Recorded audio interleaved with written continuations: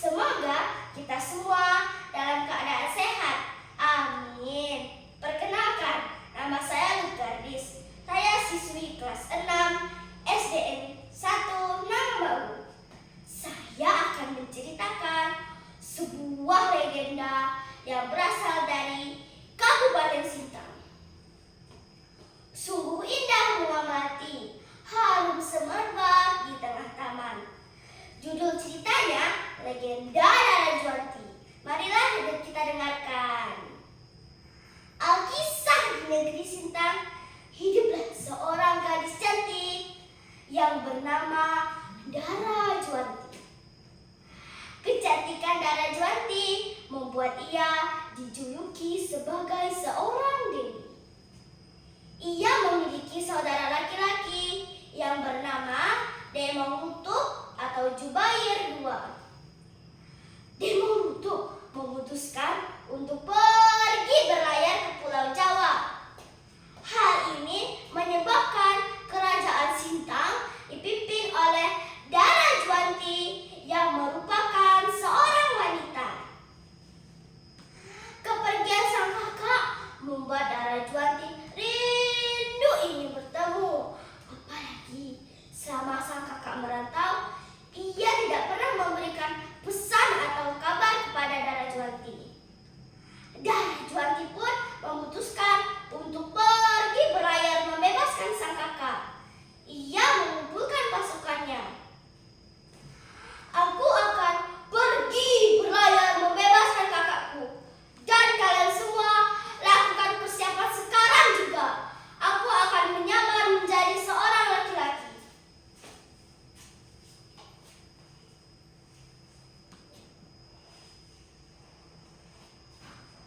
Demonghutuk mengetahui kepergian sang adiknya Darajuanti. Darajuanti mengetahui kalau Demonghutuk menjadi tawanan di Mojopahit. Karena setiap kapal yang berlabuh di pelabuhan Mojopahit, mereka akan dijadikan tawanan Mojopahit. Mereka mempunyai cara yang sangat licik dengan menaruhkan kura-kura emas. Satu diletakkan di buritan, seekor lagi diletakkan di haluan, yang diletakkan pada malam hari. Keesokan harinya, para pasukan Mojopahit menggeledah kapal pendatang. Apabila ditemukan kura-kura tersebut, dia akan dituduh telah mencuri kura-kura emas milik Raja Mojopahit. Akan tetapi, Darajuanti mengetahui siasat para pasukan Mojopahit. Pasukan, kalian bersiagalah ketika memasuki wilayah Mojopahit pada malam hari. Kalian berpura-pura tidur. Jika pasukan Mojopahit telah meletakkan kura-kura emasnya di kapal kita, maka segeralah bangun dan ambil kura-kura emas itu. Benar apa yang dikatakan oleh Darajuanti. Ketika memasuki wilayah Mojopahit, petugas Mojopahit meletakkan kura-kura emasnya di kapal Darajuanti. Seluruh pasukan Darajuanti mengerjakan apa yang dititah oleh Darajuanti. Kura-kura emas itu berhasil mereka rebut dan mereka ubah menjadi alu emas, lesung emas,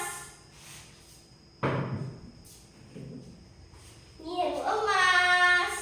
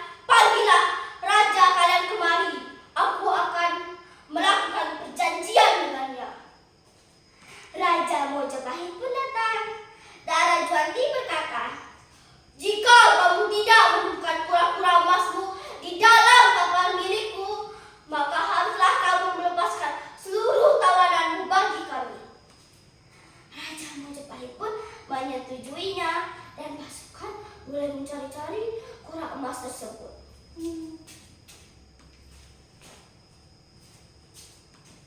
Tetapi mereka tetap tidak menemukannya. Sesuai perjanjian Raja Majapahit pun melepaskan tawanannya yang termasuk Demang Nutup. Itulah tujuan utama Dara Juanti. Demang Nutup pun diundang ke dalam kejang Dara Juanti.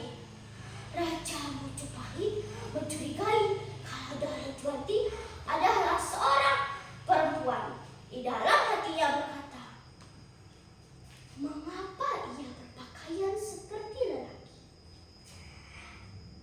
Demang Nutup, ini aku adikmu Dara Juanti, ucap Dara Juanti kepada Demang Nutup. Namun Raja Majapahit mengajukan sebuah tes untuk menyeberang sungai untuk membuktikan bahwa Dara Juanti benar adiknya Demang Nutup. Saat proses pengujian, identitas Dara Juanti menyamar menjadi seorang lelaki pun tersingkap. Penutup kepala Dara Juanti terlepas. Bersamaan dengan itu, Raja Majapahit mengetahui bahwa Dara Juanti adalah seorang putri dan terkesima dengan kecantikannya. Pertemuan mengharukan antara kakak beradik Dara Juanti dan Demang Nutup pun disaksikan oleh seorang pemuda Majapahit yang bernama Patih Logender. Patih Logender mempunyai perasaan kepada Dara Juanti dan ia pun mengungkapkan perasaannya kepada Dara Juanti. Dan mereka pun menjalin hubungan. Rombongan Dara Juanti kembali ke Kalimantan membawa dua orang penting tersebut, yaitu sang kakak Demang Nutup dan Patih Logender. Pernikahan antara Dara Juanti dan Patih Logender pun terjadi dengan syarat yang harus dipenuhi oleh Patih Logender, yaitu 12 perinduk, keris berkepala naga atau keris Majapahit, sekeping tanah Majapahit, dan kain cindai. Mereka hidup di kaki Bukit Kelam. Semua alat-alat tersebut masih tersimpan di Direktorat Kebudayaan Kabupaten Sintang. Demikianlah cerita legenda